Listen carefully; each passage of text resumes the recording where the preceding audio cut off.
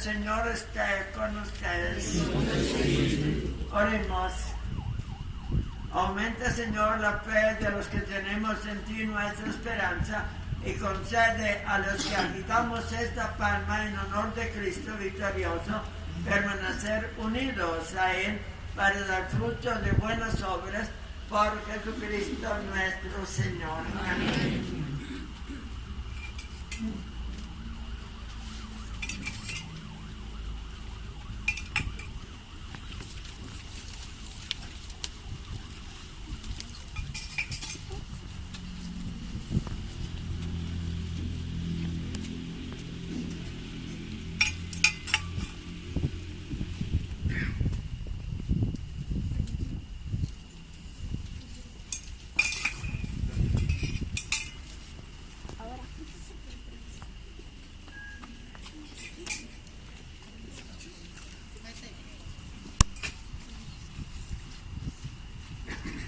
Lectura del Santo Evangelio según San Mateo.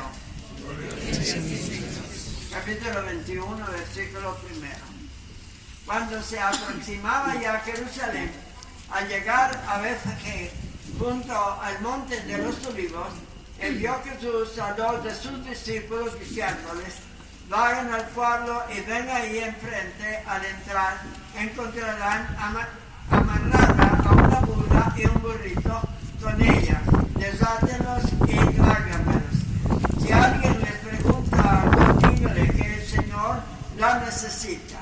Enseguida los devolverá. Eso sucedió para que se cumplieran las palabras del Señor, del profeta.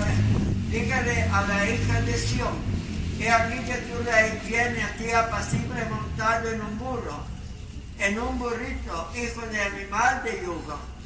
Fueron pues los discípulos, se hicieron lo que Jesús les había encargado y trajeron consigo la burra y el burrito. Luego pusieron sobre ellos sus mantos y Jesús se sentó encima de la gente. Y la gente muy numerosa extendía sus mantos por el camino. Algunos cortaban ramas de los árboles y las tendían a su paso. Los que iban delante de él y los que lo seguían gritaban: Hosanna, viva el Hijo de David, bendito el que viene en el nombre del Señor, Hosanna en el cielo. Al entrar a Jesús en Jerusalén, toda la ciudad se conmovió y unos decían: ¿quién es este? Y la gente respondía: este es el profeta Jesús de Nazaret de Galilea. Esta es palabra del Señor. En el nombre del Padre, del Hijo y del Espíritu Santo. Amén. Para que este Evangelio no sea un pedacito de Marcos. Siéntese, por favor. Y los que no pueden sentarse, pueden traer más sillas si quieren. Ahí ayudaría. Entonces, quiero hacer una presentación de este viaje del Señor, solo usando San Marcos. Hemos leído el capítulo 21, pero la historia empieza mucho antes, en el capítulo 20. ¿Y cómo es esa historia? Era en la época de la Pascua, le faltaba solo una semana. La gente que venía de lejos, de todos los lugares alrededor de Jerusalén, del norte Galilea, del sur las Judeas, del este venía la Transjordania, todos iban caminando hasta Jerusalén. Y ahí en Galilea empieza esta historia. ¿Y cómo empieza? Empieza con que Jesucristo le dice a los apóstoles: ahora vamos a Jerusalén para que el Hijo de Dios sea sacrificado, sea crucificado y luego resucite. Eso de estar crucificado no le daba mucho a la cabeza a los apóstoles. Y lo de resucitar, nada, no significaba nada para ellos. Pero él lo pone bien claro. Marco empieza con este aviso. Él sabe que la historia va a terminar muerto en Jerusalén. es una larga historia, una caminata larga que dura 4 o 5 días. Y dice bien Mateo, el que Jesucristo no va por el camino corriente, había 2 caminos. Uno pasaba por Samaria, era el más recto por la montaña. El otro pasaba a lo largo del Jordán, también eran 2 caminos seguros, pero él escoge un tercer camino. De Galilea se va hacia el oriente, a la Decápolis, y de ahí va para el sur. ¿Por qué? Porque cuando él entra a la tierra prometida, hace exactamente lo mismo que hizo Josué con el ejército.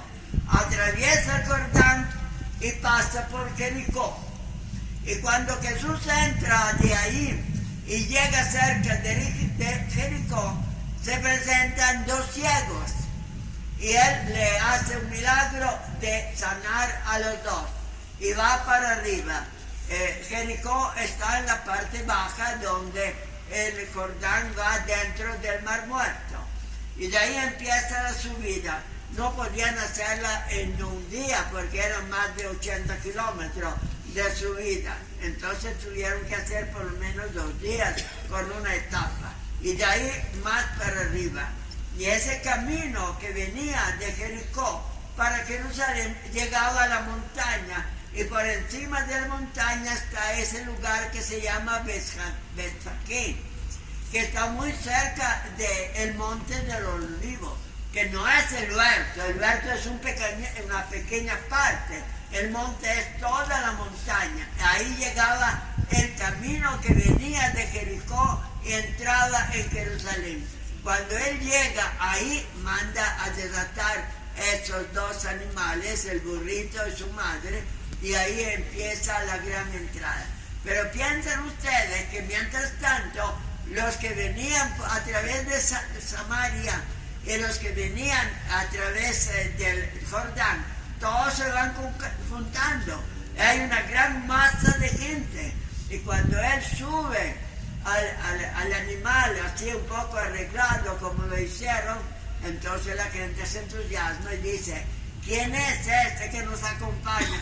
El que le pone vista a los ciegos, el que resucita a los muertos, porque había resucitado a Lázaro unos meses antes. Y luego todo lo demás, la gente recuerda los milagros de Jesús. Entonces empieza ese canto que lo acompaña hasta el templo de Jerusalén.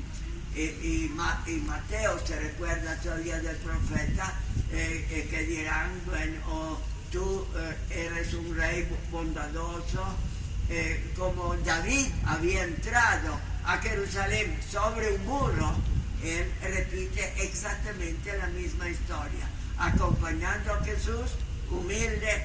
Un burro no era un animal despreciado, porque era siempre la cabeza de las caravanas. Siempre ponían un burro delante, porque él daba el paso a los camellos, a todo lo que venía detrás. O sea, el burro era un animal muy resistente, también y Jesucristo usa, pero humilde. Y David entró en Jerusalén, entonces ellos cantan: hijo de David, el profeta que nos acompaña. ¿Y cuál es la aplicación? Es muy fácil. Nuestra vida es un camino, pero ese camino es como el de los apóstoles. Iban detrás de él. No sabían bien a dónde iban, porque no entraba en la cabeza que iba a ser sacrificado. Él sí lo sabía y se lo había anunciado.